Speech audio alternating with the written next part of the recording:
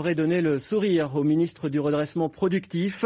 Françaisol, l'entreprise bourguignonne de fabrication de mâts d'éoliennes, a signé un gros contrat avec l'allemand Siemens d'un montant de plusieurs millions d'euros.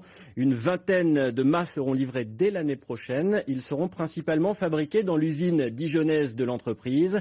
Cela donnera du travail aux 200 ouvriers après une année 2012 plutôt morose. Pauline Profit, Romain Liboz. Les soudeurs de Françaisol ne sont pas prêts de rendre leur chalumeau. La commande de 24 mâts passée par Siemens va assurer une production à plein régime de l'entreprise jusqu'en mars 2014. Un réel soulagement pour tous les salariés.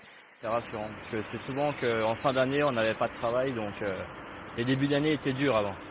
Que cette année, l'année prochaine, ça va être bien, quoi. Ça stimule, ouais. Après il y a les retours de vacances, il y en a qui sont pas encore au courant, mais ils vont être contents. Hein. Ils vont être contents. Françaisol compte recruter une dizaine d'ouvriers supplémentaires pour mener à bien cette commande. Un nouveau départ donc pour cette PME qui a frôlé l'année dernière la fermeture, faute d'investissement.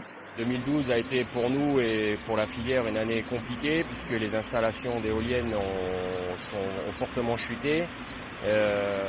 L'arrivée d'un nouvel acteur dans cette filière est une bonne nouvelle. Et nous permet de voir l'avenir avec un peu plus de sérénité. Voilà. Pour satisfaire son nouveau client, Françaisol compte accélérer la formation de ses salariés et investir dans de nouvelles infrastructures. Nous allons fabriquer les mâts en 4 segments, donc pour 24 machines. Ça fait donc 96 segments qui vont être produits ici, entièrement, c'est-à-dire du début à la fin, de la réception des plaques de tôle jusqu'à la livraison des segments entièrement équipés, qui n'auront plus donc à être transportés sur site pour être érigés sur site.